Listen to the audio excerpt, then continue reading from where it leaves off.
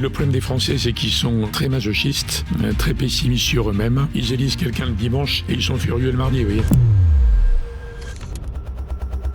J'ai été nommé par Chirac, mais choisi par Jospin. Et après, le rôle du ministre en cohabitation, c'est précisément de faire en sorte qu'il n'y ait aucun désaccord de fond qui puisse nuire à l'image de la France dans le monde. D'ailleurs, dans le monde de l'économie, la réalité s'impose. Si vous n'êtes pas réaliste, vous êtes balayé. Dans le monde de la politique, le principe de réalité ne s'impose pas forcément. Et moi, je suis par culture réaliste, parce que je trouve ça plus honnête. Il ne faut pas opposer pouvoir, diplomatie, compromis. Il y a toujours un compromis. Ce qui m'amène à penser que le Trumpisme est un mouvement durable. À mon avis, il y a une volonté de donner un coup d'arrêt au progressisme. Trop, c'est trop. Comment est-ce que votre père et François Mitterrand s'étaient rencontrés ? Bonjour et bienvenue dans le tête-à-tête des pionniers. Aujourd'hui, j'ai l'immense plaisir de recevoir Hubert Védrine. Bonjour Hubert, comment allez-vous ? Bonjour. Alors, vous aviez passé 19 ans au cœur du pouvoir dans la Ve République. Cela fait de vous non seulement une référence en matière de politique internationale, mais aussi et surtout un pionnier dans la politique étrangère française. 14 ans à l'Élysée. Pionnier, je ne suis pas un débutant. Hein. Non, mais pionnier, ça veut dire qu'on découvre. Ça ne peut pas forcément être débutant. On peut avoir beaucoup d'expérience et découvrir. Et donc 14 ans à l'Élysée aux côtés de François Mitterrand, puis 5 ans en tant que chef de la diplomatie à la tête du Quai d'Orsay lors de la cohabitation Jospin-Chirac, vous ont forgé une réputation de réaliste pragmatique, adepte du gaulo-mitterrandisme, terme que vous avez inventé pour marier les stratégies et comportements de deux grands hommes qui vous ont guidé tout au long de votre carrière. Vous présidez aujourd'hui l'Institut François Mitterrand. Non, c'est Jean Glavany. J'ai présidé pendant 20 ans et maintenant c'est Jean Glavany, un ami. Ça vient de changer, très bien. Donc, parfait. Alors, mais sans fonction politique ou officielle aujourd'hui, vous continuez évidemment à parler à l'oreille de tous les grands dirigeants et à leur formuler des conseils en géostratégie. Mais c'est surtout les dirigeants économiques maintenant. Voilà. Alors, pendant cet entretien, notre but à nous, c'est de comprendre ce qui vous anime, ainsi que vos émotions et vos apprentissages. C'est une manière de lire votre parcours. Émotions, vous allez être déçus. Enfin bon. Ah, bon, on va creuser, vous allez voir. Et on va explorer pour ça vos engagements, vos manières de faire, ce qui vous a construit un regard précis, rigoureux et synthétique sur la politique étrangère française et internationale. Et pour vous, auditeurs et téléspectateurs qui nous suivez, n'oubliez pas que vous pouvez retrouver toutes les émissions, y compris celle-ci évidemment, ainsi que du contenu exclusif sur lespionniers.tv et qu'il vous est fortement conseillé de vous abonner à nos réseaux sociaux et à nos chaînes pour ne rien manquer. Hubert Védrine, c'est parti. On va commencer par votre parcours. Vous êtes né le 31 juillet 1947 à Bellegarde-en-Marche, dans la Creuse. Comment décririez-vous le cadre de vie de votre enfance et votre enfance elle-même ? En fait, je vivais à Bois-Colombes, mais c'est une maison de famille. Donc je suis né pendant les vacances. Je suis la dernière génération où des gens vivaient naissaient dans les maisons. Donc on est en vacances dans la... Ça, c'est mon père. Moi, je dois avoir 6 ans, là. 5-6 ans. Donc une maison de ma grand-mère maternelle, dans la Creuse, à Bellegarde-en-Marche, chez Livet. C'est le nom de la maison. Et c'était une famille de Limoges. Donc j'ai plusieurs frères et sœurs, j'avais plusieurs frères et sœurs, et des cousins qui sont nés dans la maison. Donc je suis né en 47. 10 ans après, je pense, c'est encore moins à l'école, je pense que les gens sont tous nés dans des cliniques après. Donc c'est un joli souvenir du monde d'avant, le monde d'avant. D'accord. Et vous passiez du temps, c'était plutôt rural, c'était plutôt une ferme évidemment dans non, ce coin-là. Non, c'est une belle maison dans la campagne. Il y avait une ferme à côté. Donc quand j'étais petit, je savais traire les vaches, par exemple. Très bien. Là, on doit être à la frontière de l'Italie, France-Italie. Quand je suis tout petit, là. Ah, vous avez quoi ? Et donc j'ai une enfance merveilleuse, familiale, avec une quinzaine de cousins-cousines. Le jardin, la ferme, les vaches, etc. C'est génial. Ah oui, faut y retourner. Mais c'est les vacances, c'est pas là où j'ai vécu. D'accord, mais c'est quand même une ouverture très importante, évidemment, c'est une bouffée d'air dans toute une j'avais pas besoin d'air, parce qu'il y avait de l'air ailleurs aussi. Mais c'est un souvenir très, très prenant, un peu à l'ancienne, d'un grand groupe. Donc j'ai vécu dans une famille élargie, on va dire. Alors, vous dites aussi que vous avez grandi dans une ambiance dans laquelle il n'y avait pas vraiment de plafond de verre social. Et votre père, c'est Jean Védrine, un ami et collaborateur de François Mitterrand. Comment est-ce que votre père et François Mitterrand s'étaient rencontrés? Ils se sont rencontrés, Mitterrand évadé et mon père rapatrié, que tambourant du typhus, mais il n'est pas mort. Ils se sont retrouvés dans un... Là, c'était un goûter chez les Mitterrand. Dans les années 50-60, je suis au fond. C'est le tout petit bonhomme au fond, là. D'accord. Et il y a ma mère juste au-dessus. Ils s'étaient rencontrés au commissariat aux prisonniers, en fait.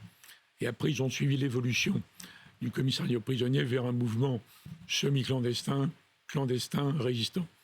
Un des 3 rameaux de la résistance d'anciens prisonniers qui ont fusionné en 44-45.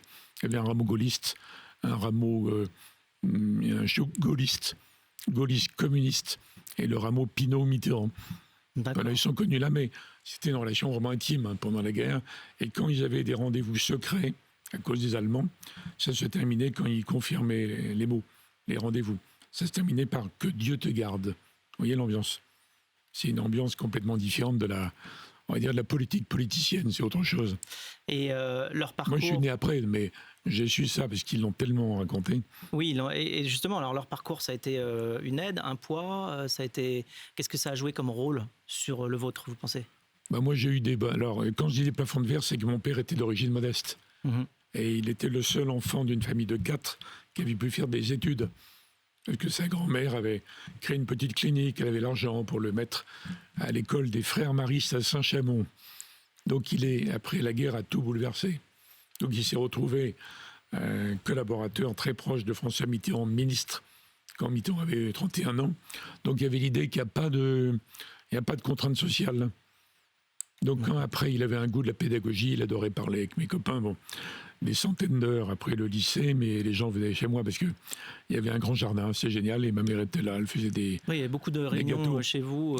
C'est même pas des réunions, c'est les gens venaient là, c'était un lieu d'accueil. Et donc quand il nous parlait de sa vie, nous, jeunes, Patrick Rabin, Philippe Camus, des gens comme ça, Jean-Yves Vinet, Marie-Claude Cher, la future Marie-Claude Cher, on comprenait que, en fait, il n'y avait pas de limite. On pouvait avoir des ambitions, des projets, des visions d'avenir. On ne s'est jamais senti enfermé. Mais il ne l'a jamais dit comme ça, mais c'est ce qui ressortait. C'est la conséquence, oui. Ressortait de cette ambiance.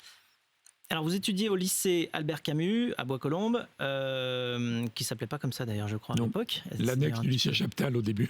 Oui. Vous obtenez une licence d'histoire et vous poursuivez vos études. Et ensuite, sur les conseils de votre père et d'un de vos profs d'histoire, vous poursuivez à Sciences Po. Est-ce que vous vous souvenez de... Alors, j'ai fait Sciences Po d'abord, puis la licence, et après, j'ai présenté l'ENA. Voilà, alors je comptais juste mentionner l'ENA juste après, mais je voulais savoir, en 68, est-ce que vous étiez impliqué? Si oui, comment? Enfin, comment vous avez vécu cette période-là? Parce qu'à 68, vous aviez 21 ans, si je me trompe. Et donc, j'ai assisté au débat dans le grand amphi, l'Assemblée générale révolutionnaire, mais qui voulait commander à Sciences Po doter la révolution de différents statuts. Donc, il y a eu des débats qui duraient des heures et des heures, et naturellement, ça n'a jamais abouti. Et mai 68 était terminé avant. Mais moi, je me rappelle de moments impressionnants qui m'ont, on va dire, déniaisé politiquement. Je me rappelle de quelqu'un arrivant essoufflé à Sciences Po, en bas, à la péniche, disant « Je viens de voir les chars au Luxembourg ». J'ai mis de chars au Luxembourg, moi. Ou alors les slogans des manifs. À l'époque, CRS égale SS. C'est extravagant. Donc ça voulait dire que déjà à l'époque, l'histoire s'était perdue et que plus personne ne savait ce qu'était un SS ou un fasciste. Donc déjà, le fait qu'on emploie les mots n'importe comment, ça s'est aggravé depuis. Des abus, Donc ça m'a, disons, ça m'a rendu une sorte de... Alors j'y adhérais, ça m'amusait dans le courant, mais ça m'a rendu un petit peu intellectuellement en léger retrait, ou ironique, ce qui est dit, par rapport aux croyances de mes contemporains. Ce qui est voulu, oui. Vous rêviez de voyages, d'aventures, inspiré par Jean Lacouture. Vous vouliez initialement devenir journaliste, reporter. Vous avez même fait un stage au journal Le Monde un été, mais vous poursuivez finalement, on vient d'en parler, vers l'ENA, l'École nationale d'administration. À votre sortie de l'ENA en 1974, vous êtes affecté au ministère de la Culture, puis de l'Environnement et des Affaires étrangères. En 1977, vous êtes élu conseiller municipal de la ville de Saint-Léger-des-Vignes, dans la Nièvre, où vous siégez jusqu'en 1980. 95. Ça, Et en c'est quand 81... François Mitterrand voulait que je prenne sa succession dans la Nièvre. Ah, Et Dieu merci, le 10 mai, il a changé d'avis. Ça, c'est moi à l'Élysée, là. voilà, donc en 80, François Mitterrand vous appelle à l'Élysée et à 34 ans, vous devenez son conseiller diplomatique. Vous devenez ensuite porte-parole de l'Élysée. Ça, c'est le coup de baguette magique, ça. Bah, c'est sûr, ça Dans a ma été vie, oui. forcément propulsé. Vous vous y attendiez ou... Enfin non, pas du tout, j'imagine, Non. mais Pas un vous poste avez aussi. hésité? Comment? Vous avez hésité quand vous avez Non. reçu le coup de fil? Non, Non, pas une c'était seconde. pas une seconde. Mais en fait, il m'a choisi, moi, parce que à l'époque, chez les diplomates, l'immense majorité étaient de droite anti-Mitterrand, sauf les vieux gaullistes, qui trouvaient Mitterrand moins pire que Giscard, mais trop vieux pour devenir conseiller, parce que dans cette job, on travaille jour et nuit, quoi. Et les gens de la... Ça, c'est à mon mariage dans la Creuse, vous voyez Mitterrand à droite, Ouais. avec mon épouse, et on est sur une voiture à cheval. On est à Saint-Sylvain-Bellegarde, sur la route de Chélivet, là. Et donc, François Mitterrand n'a pas pris des gens de gauche du quai, parce que c'était des gens de la deuxième gauche, anti-Mitterrand. Donc, il a essayé avec moi. Il m'a donné une chance dingue. Ah, ça a marché. Et bon, et en un an ou deux, il a fallu que je m'adapte. Ah, il a fallu rentrer dans le costume. En 98... Là, on est à l'Élysée à la fin de Mitterrand. Ça, c'est émouvant parce oui, que sur cette photo-là, oui. on est vraiment à la fin. Tout le monde est parti. Et on attend Chirac et Villepin, mon successeur comme secrétaire général. Et donc vous resterez jusqu'en 95, justement, à l'Élysée. Vous passez donc 14 années aux côtés du président Mitterrand. Comment vous décririez votre relation au président Mitterrand, justement? Il y avait un mélange sous-jacent de relations très personnelles, intimes, par mon père, mais que je ne mettais jamais en avant. Et il ne me parlait que quand on était seuls tous les deux. Mmh. Donc c'était toute une époque à laquelle il est très attaché. Il adorait moi. Ça, si on est dans un voyage à l'étranger. Il adorait mon père. Ils ont gardé, même si mon père s'était retiré de la politique, ils ont gardé des relations fraternelles, on va dire. Mais moi, j'étais sur un terrain professionnel. Oui. Et mon but, c'est que je ne sois jamais considéré comme le fils d'un ami. Oui, bien sûr. Et le conseiller, le secrétaire général, etc. Alors, dans la période des 14 années, il y a eu les deux cohabitations. Les deux premières, Mitterrand-Chirac et Mitterrand-Balladur. Et de 97 à 2002, vous dirigez le Quai d'Orsay, cette fois. Puisque vous dirigez le Quai d'Orsay pendant la cohabitation, cette fois, Jospin-Chirac. Oui. Donc là, et là, je suis de l'autre côté, on va dire. Exactement. Donc là, c'est une cohabitation un petit peu différente, justement. Comment est-ce que vous gérez ces personnalités-là quand vous devez vous positionner et positionner tout le pays? Moi, j'ai été choisi par Lionel Jospin, enfin nommé par Chirac, mais choisi par Jospin.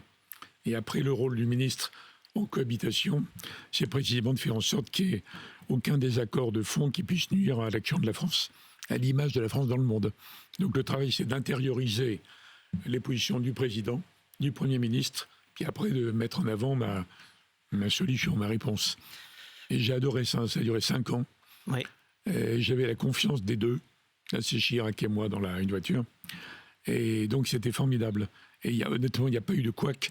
Mais il faut rappeler que Jospin a joué un vrai rôle, alors que c'est un peu oublié aujourd'hui. En tant que Premier ministre, et comment on revient en cohabitation, c'est pas mal de le rappeler. Par exemple, il a essayé opposé à l'idée de Chirac de revenir dans le commandement intégré de l'OTAN. Il a dissuadé Chirac d'intervenir en Côte d'Ivoire. Il voulait défendre Conan-Bélier. Donc il a eu un vrai rôle. Mais il ne l'a pas mis en avant, donc c'est moins connu. Mmh. Mais en réalité, dans le système, il n'y a pas de domaine réservé pour le président, mais dans ces questions-là, le président a le dernier mot quand même.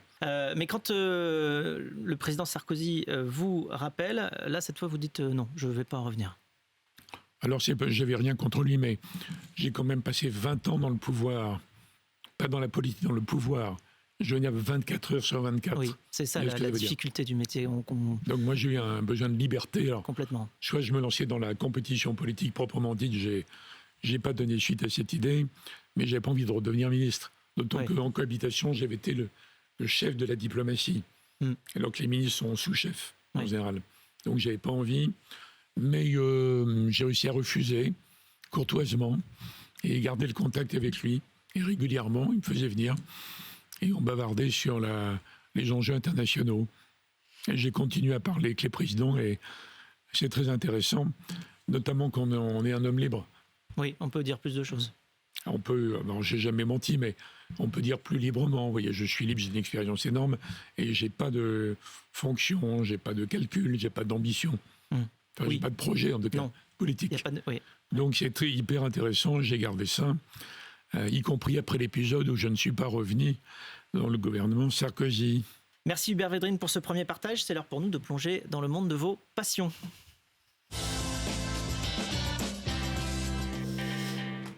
Votre première passion, évidemment, c'est la diplomatie et même l'art de la diplomatie.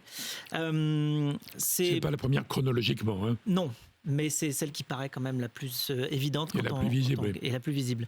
Au départ, c'est plutôt la nature, la montagne, l'alpinisme. Alors, on aura l'occasion d'en reparler. La diplomatie, donc, c'est l'art de la négociation. Est-ce que c'est aussi l'art du compromis? Est-ce que c'est lié? Est-ce que c'est la même chose? Les seuls cas où vous ne faites pas de compromis, c'est quand vous êtes le patron de tout. Si vous êtes une puissance qui domine tout. Ça n'arrive pas. Si vous êtes l'Empire romain, vous ne faites pas de compromis avec Carthage, vous voyez. Là, c'est avec Poutine, là, précisément, quand Poutine vient de devenir président. Oui. Il faut dire à nos amis, c'est pas le Poutine récent. Ouais. Donc, vous ne faites pas de compromis si vous êtes totalement dominant. Louis XIV, à un moment donné, il a eu tort d'ailleurs. Napoléon, à un moment donné, il a eu tort aussi. Ou donc l'Empire romain. Sinon, tout le temps, il y a des compromis. Donc, il ne faut pas opposer pouvoir, diplomatie, compromis. Il y a toujours un compromis. Dans l'affaire au Proche-Orient, il y aura forcément un compromis territorial un jour. Donc, la question, c'est de savoir quand, comment on l'explique, comment on le prépare et comment on le fait avaler aux maximalistes qui, toujours dans les camps, ne veulent pas le compromis. Donc, ça, c'est l'art de la... Mais c'est pas que la diplomatie, c'est la politique, ça. C'est à un moment donné, il faut négocier, il faut être très diplomate au sens large. Il y a des gens non diplomates qui peuvent être très diplomates dans la vie. Et à un moment donné, il faut le courage de trancher. Donc c'est aussi bien le courage politique que le savoir-faire de la négociation. Vous avez écrit sur les grandes figures de la diplomatie. J'ai coordonné, hein. Pardon ? J'ai coordonné le livre, j'ai pas tout écrit. Vous avez coordonné le livre, ce livre donc qui s'appelle Grand diplomate, les maîtres des relations internationales de Mazarin à nos jours, aux éditions Perrin. Donc vous y parlez de Mazarin, de Bismarck, de Talleyrand, de Kissinger, pas de Richelieu, je crois. Parce qu'il est tellement connu, il y a tellement de bureaux que bon. Mais Richelieu était l'homme que Kissinger mettait au sommet. D'accord. Pour Kissinger, c'était le plus grand homme d'État qu'on ait jamais eu, un dictateur en fait. Donc c'est Benoît Hiver, le patron de Perrin, qui m'a proposé, et ça m'a paru très intéressant. Comme on n'est pas dans la communauté internationale, c'est une foire d'empoigne en réalité. Comme on n'est pas non plus dans la guerre froide, qui était beaucoup plus simple, l'Est, l'Ouest, le Sud. Donc il n'est pas sans intérêt de revenir aux 2-3 siècles d'avant, pour voir comment les patrons des politiques étrangères de l'époque, diplomates ou pas diplomates, arrivaient à gérer les équilibres, ou pas. Donc à mon avis, c'est très utile dans le monde actuel. Alors justement, c'est quoi un bon diplomate ?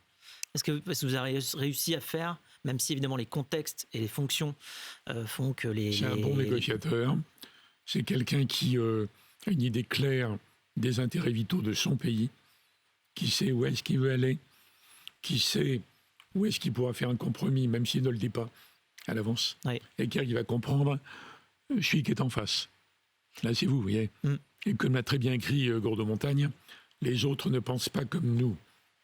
Alors les Occidentaux qui sont arrogants, dominants, manichéens, pensent qu'ils ont raison, les autres ont tort, mais on est obligé quand même. Regardez, Trump va appeler Poutine. On est obligé de parler aux autres. Ça. Donc le bon diplomate, le bon négociateur, c'est ça. Et c'est la personne qui, le moment venu, quand on va conclure, sera capable d'expliquer. Oui, c'est des qualités assez différentes, en fait. Et alors, justement, on évoquait le sujet tout à l'heure, mais l'environnement a beaucoup changé. Alors, évidemment, tout le monde change de poids, mais il y a aussi le côté que le contexte, les outils, les manières de faire ont évolué. Le monde évolue avec, évidemment, on en parlait un petit peu, des réseaux sociaux, un rapport à la vérité ou à la relation entre la politique et le réalisme qui évolue. Ça, c'est vieux comme le monde. Hein. Alors, le mensonge, d'accord, ça date pas d'hier, mais il se trouve qu'aujourd'hui, il a des nouvelles armes. Ah oui. La désinformation, qu'est-ce que cela peut changer? Alors, entre l'immédiateté, la désinformation, parfois l'hystérisation des réseaux sociaux, et puis ce règne de l'image qu'on connaît depuis Kennedy quasiment, qu'est-ce que ça change pour un diplomate, pour la diplomatie aujourd'hui? Alors d'abord, la vraie question au-dessus de ça, c'est le compte à rebours écologique. Oui. C'est encore plus grave que tout ça. Après, dans la sphère géopolitique, c'est vrai que les réseaux, l'information continue ont rendu hystérique, fébrile, nerveux, les dirigeants des démocraties en tout cas. Donc il faut essayer de le maîtriser, le canaliser. Donc ça change beaucoup. Donc il faut prendre du recul. Plus il faut essayer, ou de la hauteur, plutôt que de la hauteur que du recul. Après, le raccourcissement des mandats électifs, ça augmente cet aspect. Bon, aspect, le fait qu'il y ait une demande de démocratie directe qui fragilise la démocratie représentative. Les gens veulent aller beaucoup plus vite. Ils élisent quelqu'un le dimanche et ils sont furieux le mardi, vous voyez. Bon, c'est dur à vivre. Hein. Donc moi qui fait le choix en 2002 de ne pas aller sur ce terrain, j'ai plein de compréhension pour les dirigeants, quels qu'ils soient en fait. Et même quand je ne suis pas d'accord, même quand ils sont mauvais, je suis très indulgent. Tellement c'est dur. Bon, il n'empêche qu'il faut quand même diriger. Ouais. Donc voilà, donc on est dans un monde différent. Mais c'est surtout les illusions des Européens qui s'effondrent. Ils ont cru dans la communauté internationale. Il n'y en a pas, il y a une foire d'empoigne. Ils ont cru dans le multilatéralisme. Ça n'a jamais conduit une puissance à décider contre elle, contre elle-même. Donc ils ont cru dans l'Europe, mais la vision de l'Europe qu'avaient les gentils Français, c'était une France en plus grand. Dans l'Europe à 27 et un jour à 35, c'est pas ça du tout. Ils ont cru que la mondialisation allait tout régler. Donc il y a les deux phénomènes. Le monde a changé, vous avez raison, mais en même temps, on tombe de l'armoire un peu. Donc il faut retomber. C'est-à-dire, le monde est comme ça, j'ai compris. Il faut faire avec. Voilà ce qu'on va faire quand même. Il ne faut pas baisser les bras. Voilà ce qu'on va faire quand même. Jamais. L'optimisme, pas baisser les bras. Nous sommes avec Hubert Védrine. Oui. Et on se retrouve dans un instant pour continuer à parler de vos passions. De retour dans le tête-à-tête des pionniers avec Hubert Védrine. On va maintenant parler de vos autres passions, Hubert. D'abord, celle de la littérature. Vous dites que la littérature est vitale, comme la respiration. Rien que ça. Si Jean Lacouture vous a donné le goût d'écrire, et vous avez écrit de nombreux livres, comme on a pu en voir quelques-uns, vous lisez beaucoup aussi. Et grâce à Albert Camus, vous avez récemment pu combiner votre passion d'écrire avec celle de lire. Vous lui avez consacré un livre qui s'appelle Camus, Notre Rempart, paru aux éditions Plomb. Qu'est-ce que vous avez souhaité révéler sur Camus dans votre livre? Je n'ai rien révélé sur lui, il est très connu, mais sur moi, j'ai révélé ma passion adolescente sur Camus. La découverte de la beauté inégalable de la langue. Il n'y a pas un mot de trop, il ne manque pas un mot. C'est d'une puissance extrême. Ce n'est pas le Camus philosophe, c'est le Camus, la sensualité, noces, l'été, l'étranger, etc. Et c'était tellement important pour moi que dès que j'ai eu un peu d'argent de poche, j'étais à Tipaza. Beaucoup de gens comprendront de quoi il s'agit. Mais ce n'est pas mon seul auteur, parce que j'ai eu des passions multiples. Et j'ai toujours lu beaucoup dans ma vie, même maintenant je lis, il y a la géopolitique et des livres sur la Russie ou la Chine, mais je lis quand même 2-3 livres par semaine, vous voyez. Mais des auteurs du classique, des plus récents, de tout? Des livres anciens que je relis, mais je parle des livres, là je ne parle pas des documents géopolitiques. Ouais. Donc j'ai besoin de ça, j'ai commencé avec Camus par cette passion, parce mais j'ai découvert avant sa mort d'ailleurs, parce qu'il avait eu le Nobel. Et il y avait un disque magnifique avec lui-même qui disait des textes que j'écoutais sans arrêt. Et avec notre petit groupe. Il est mort en 1960, je crois. Oui, en 60, oui. Donc vous aviez 12-13 ans. 13 ans. D'accord, vous l'aviez déjà découvert. Mais je l'avais découvert un an ou deux avant. D'accord. Et j'écoutais le disque.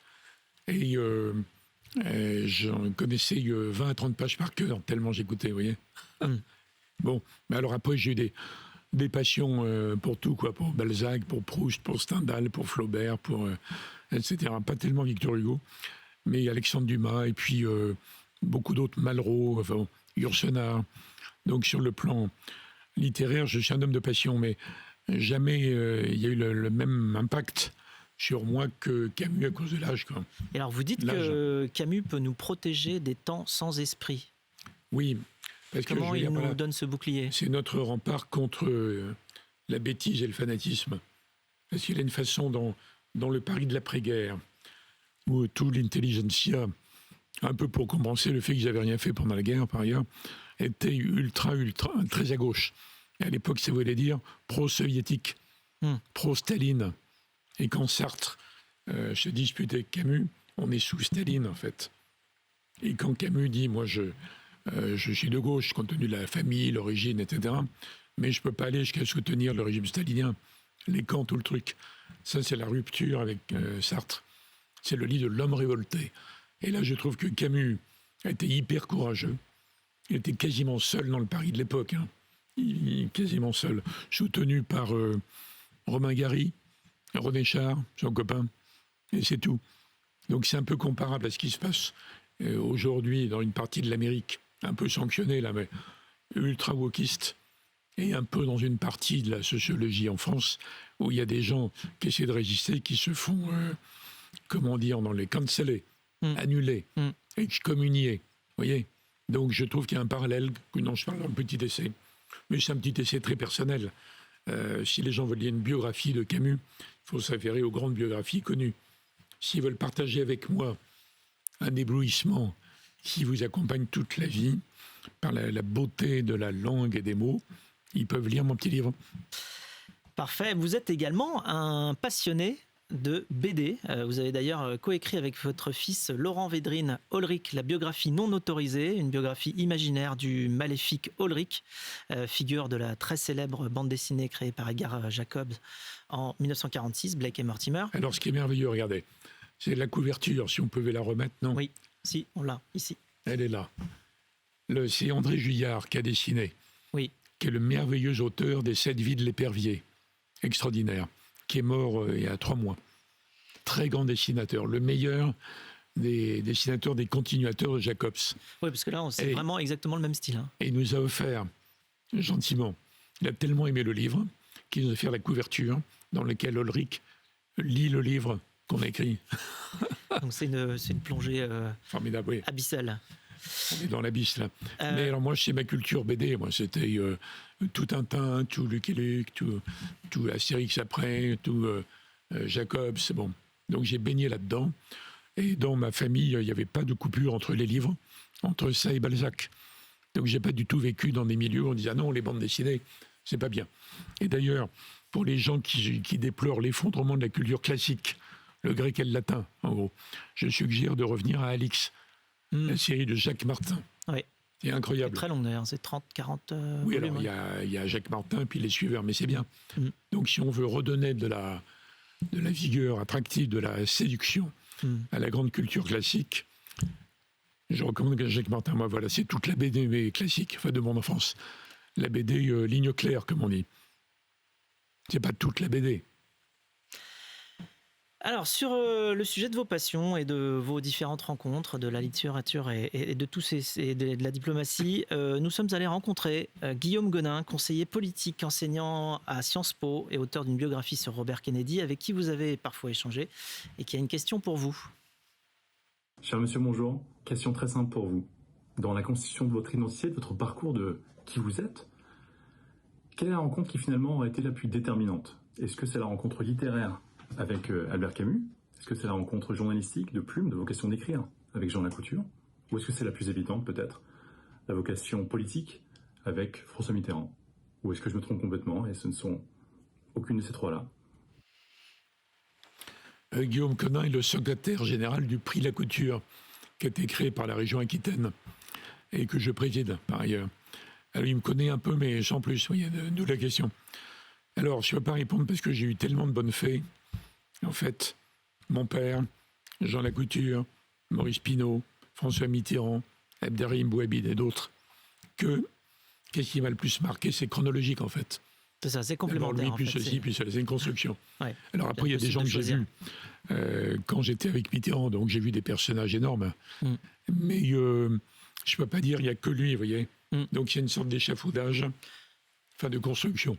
Ouais, et puis il y a une séquence aussi.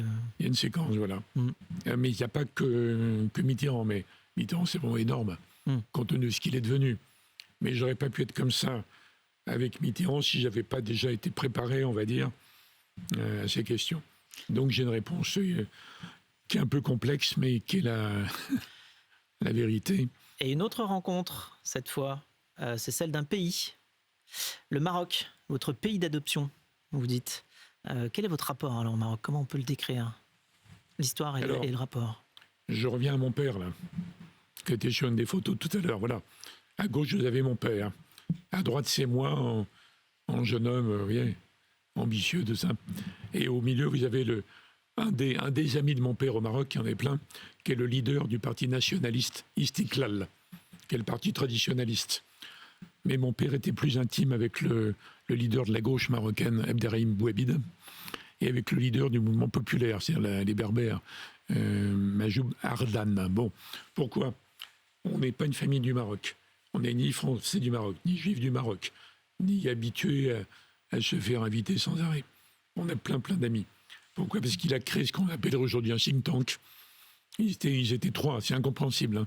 Ils se sont dit en 50, les gouverneurs. Alors là, c'est mon premier voyage au Maroc, avec un chameau à gauche, un dromadaire. Un dromadaire, oui. Voyage en 57. Et ils se sont dit, Maurice Pinot et lui, il faut aider les gouvernements qui ne vont pas être capables de gérer la décolonisation, qui a commencé en Inde, etc. Et ils se sont dit, on va s'occuper du Maroc. Mon père y a été, alors qu'il n'était pas du tout préparé, pas diplomate ni rien. Hein. Il a trouvé les bonnes idées. Et donc, il a contribué à désamorcer la crise. Mohamed V l'a récompensé publiquement. Mohamed V, qui est le grand-père du roi actuel. Hassan II, le roi du Maroc, m'en parlait chaque fois que je le voyais. Mais c'est grâce à votre père et à quelques autres que nous avons évité une guerre franco-marocaine. Alors, vous voyez, moi, j'ai hérité de ça, j'y suis pour rien, mais je l'ai vécu enfant. Et j'ai hérité de ça. Et donc, à partir de 57, quand j'ai 10 ans, j'y étais tous les ans. Donc, c'est devenu à la longue. Alors, j'y étais en avion présidentiel, mais aussi à pied. J'ai même fait du stop, je me suis baladé partout. Je connais ce pays comme... j'ai presque été quasiment partout. Et donc, j'adore ce pays. Alors, je ne suis pas biculturel parce que je ne parle pas arabe, en fait. Je connais quelques mots. Mais il y a tellement de Marocains qui parlent français que c'est devenu une composante de ma vie, mais ce n'est pas politique. Oui, ça ne veut pas dire non plus que j'approuve politiquement le Maroc sur chaque point, mais c'est affectif, c'est culturel, c'est quasiment familial. Mais quand j'étais ministre, j'avais fait un gros effort pour avoir de très bons rapports en même temps avec l'Algérie et la Tunisie, parce qu'ils connaissaient mes liens historiques. Donc voilà. Et d'ailleurs, j'écrirai un jour un livre, Une passion marocaine, ça s'appellera. Parfait, on l'attend avec impatience. Merci Hubert Védrine. Il est temps pour nous de prendre un petit peu de recul encore avec l'instant philo. Aujourd'hui, dans l'instant philo, on parle de réalisme. Hubert Védrine, vous vous considérez comme un réaliste. En quel sens? Que signifie ce mot pour vous? Ça veut dire que je ne suis pas irréaliste. D'accord, c'est une bonne définition. D'ailleurs, quand les gens condamnent la réelle politique, vous savez, moi je dis que l'irréel politique c'est pas mieux. Plus dangereuse. Oui. Donc la réalité commande. Hein. D'ailleurs, dans le monde de l'économie, la réalité s'impose. Si vous n'êtes pas réaliste, vous êtes balayé. Oui. Dans le monde de la politique étrangère, elle s'impose à la fin des fins. Dans le monde de la politique ou de la vie médiatique, culturelle, intellectuelle, le principe de réalité ne s'impose pas forcément. Et moi, je suis par culture réaliste, parce que je trouve ça plus honnête.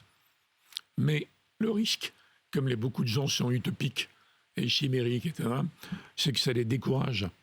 Donc je suis obligé de dire, il faut intégrer la réalité, mais pas du tout pour baisser les bras. Il faut admettre la réalité, se dire après, d'accord, qu'est-ce qu'on fait? Oui, puis rajouter la dimension d'optimisme, justement, dont on parlait tout à l'heure, et de... Volontarisme. Moi, je suis ni pessimiste ni optimiste. D'accord, on peut avoir une politique optimiste aussi, justement, enfin une politique volontariste, d'accord, mais volontariste dans le sens positif. La providence, faire des danses pour faire pleuvoir, tout ça. Bon. Donc il faut dire, voilà ce qu'on doit faire, voilà ce qu'on peut faire. Donc il faut être très volontariste. Voilà la situation, elle est bonne, elle est mauvaise, on peut agir quand même. Donc c'est la vie a fait. Mais j'ai pas eu tellement à me transformer parce que même jeune, je vous avais raconté le souvenir de Sciences Po, vous voyez. Même jeune, j'avais une approche plutôt réaliste. Ouais. Ça me paraissait plus honnête et moins décourageant. Merci Hubert Védrine, on passe maintenant à l'actu. L'actualité, c'est bien sûr les élections américaines. Nous venons de vivre une séquence politique incroyable avec d'un côté l'abandon du candidat démocrate Joe Biden qui a dû passer la main, le relais à Kamala Harris. De l'autre, un Trump condamné par la justice pénale visé par 2 tentatives d'assassinat, dont une qu'il a touché à l'oreille en plein meeting et qui, au dire de son propre camp, est passé en roue libre lors de ses derniers rassemblements. Trump est désormais le 47e président des États-Unis. Pourquoi cette élection est-elle aussi capitale et est-ce que c'est un moment de bascule ? Oui. Moi, je l'analyse à 2 niveaux. Il y a l'aspect conjoncturel. Trump est une bête de scène. Alors, la politique est devenue du spectacle, largement outrancier. Donc, il est au moins aussi bon que Elvis Presley ou Johnny Hallyday. C'est une bête de scène. Bon, deuxièmement, Mme Harris, qui est une femme très honorable et estimable, n'a pas eu le temps de se préparer. Oui. Elle n'avait pas sans doute la même nature, vous voyez, de catcheur pour ce combat. Bon, après il y a la question de l'inflation. Le bilan Biden est bon, en fait. Sa politique IRA est très bonne, mais il y a l'inflation. Bon, ça c'est la conjoncture. Mais je pense qu'il y a plus que ça. Je garde pas ses causes. Mais il y a aussi le fait qu'il y a manifestement une révolte populaire énorme. On voit bien quand on met la carte en bleu et rouge. Oui. Énorme. Disons d'une majorité énorme d'Américains. Il a eu les grands électeurs, la majorité populaire, le Congrès, Sénat et Chambre, et la Cour suprême. Donc, à mon avis, il y a une volonté de donner un coup d'arrêt, non pas de revenir en arrière, mais un coup d'arrêt au progressisme des 50 dernières années. Trop, c'est trop. Il y a des éléments défendus par les Californiens ou les New-Yorkais qui ont révulsé l'Amérique du milieu, quoi. Et d'autre part, la mondialisation brutale des 30 dernières années. Donc ça, il y a les 2 éléments. Ce qui m'amène à penser que le Trumpisme est un mouvement durable. D'ailleurs, regardez le vice-président, qui est la nouvelle génération du Trumpisme. Bon, donc c'est capital. Ensuite, l'Amérique est le point de référence, même pour les anti-américains d'ailleurs, depuis 1945. Donc le monde entier... D'abord, tous les éléments du monde américano-globalisé, l'Union européenne, l'OCDE, l'OMC, enfin tout le système GATT, etc., mais même les adversaires, en fait, ils regardaient l'Amérique. Donc il y a l'idée, mais qu'est-ce que ça va devenir maintenant ? Ils veulent rester numéro 1, mais par quel procédé ? Et Trump n'est pas dogmatique, il n'est pas manichéen. Ni transactionnel. Il n'est pas tellement dans le bien et le mal, alors que l'Occident est dans le bien et le mal, fondamentalement. Transactionnel, donc ça fait peur à plein d'alliés des États-Unis. Il a déjà dit qu'il allait parler avec Poutine, puis il va reparler aux Chinois, ceci, cela. Et même les Israéliens, alors a priori, il est totalement pour Netanyahou, mais ça ne change rien parce que Biden n'arrive même pas à influencer Netanyahou, mais les Israéliens doivent se dire, mais le jour où il y a divergence sur les intérêts américains et israéliens, on ne peut pas compter sur lui de façon viscérale. Non, donc, il est capable de changer de camp, de changer d'avis. Ouais. Donc il y a une énorme incertitude. Alors les conséquences justement pour les économies et même la société européenne dans son ensemble. Alors vous avez raison de dire ça, parce que c'est l'économie en premier en fait. Bon, il y a évidemment la fin programmée de la guerre en Ukraine, où il faudra voir s'ils arrivent à dissuader Poutine, donc à le menacer, pour l'empêcher d'en profiter. Bon. Mais la vraie question avant ça, c'est la guerre commerciale. Donc la guerre des taxes. Et il faut noter que Biden n'a pas annulé ce qu'avait fait Trump avant. Et Mme Harris aurait continué. Donc il y a la guerre. Trump qui dit « je vais taxer à 60% toutes les importations venues de Chine ». Donc la Chine va aller en Europe. Et l'Europe essaie malgré l'Allemagne, d'augmenter les taxes. Mais là, il y a un bras de fer énorme à prévoir. Et d'ailleurs, la réaction chinoise peut mettre en péril l'autonomie, l'industrie automobile européenne, si on ne trouve pas d'urgence des parades. Donc c'est un gros moment. Hein. Depuis l'époque où on avait inventé l'OMC en pensant que tous les problèmes mondiaux étaient réglés, naïveté incroyable, on est dans le moment le plus dur, en 2025. Donc il faut que les Européens d'urgence se mettent d'accord. Et ce n'est pas que l'Union. Parce que dès qu'on parle défense, il y a la Grande-Bretagne aussi. Oui. La défense, ce n'est pas l'Union européenne, c'est l'Alliance. Donc il y a deux niveaux où la mise en cohérence entre leaders européens, même s'ils sont affaiblis, est urgente. Bien, on va vivre ça avec passion 2025. Merci Hubert Védrine. Nous passons maintenant à la séquence questions-réponses rapides de l'émission, le Quizella.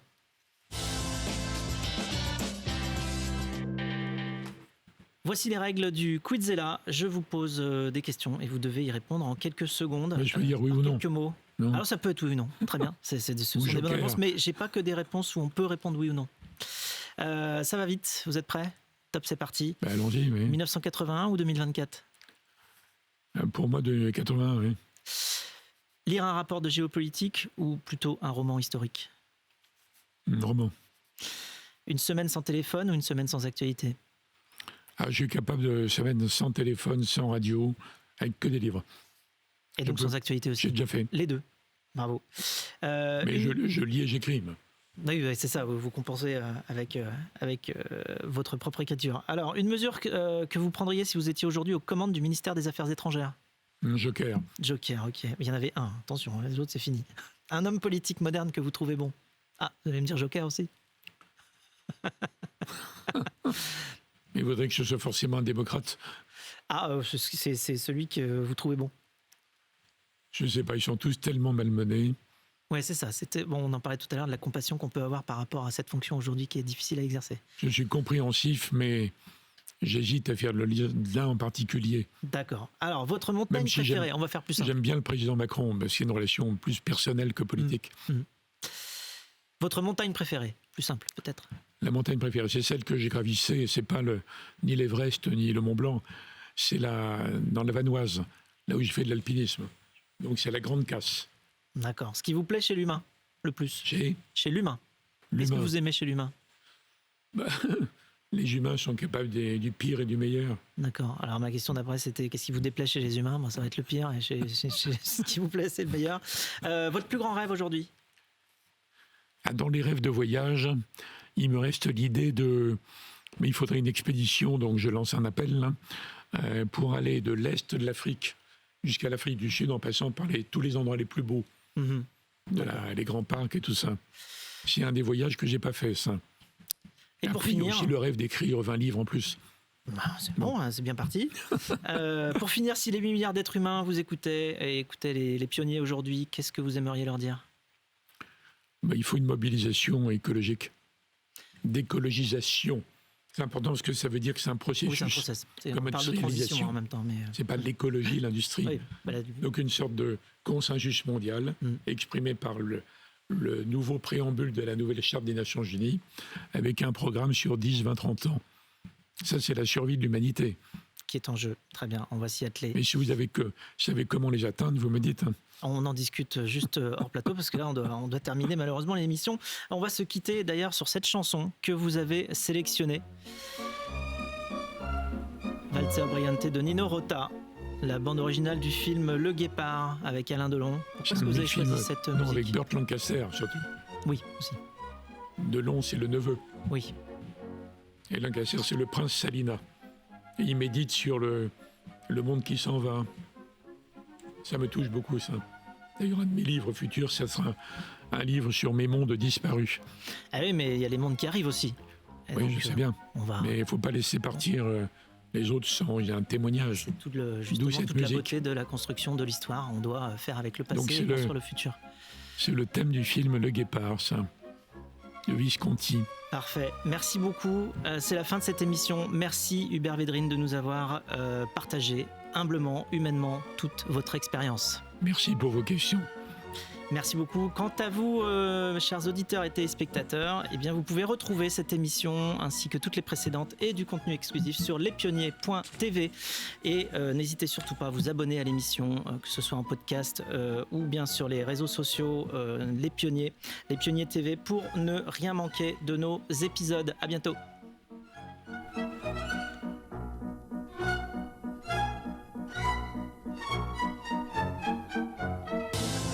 Pionnier chez Fred Mazzella sur BFM Business.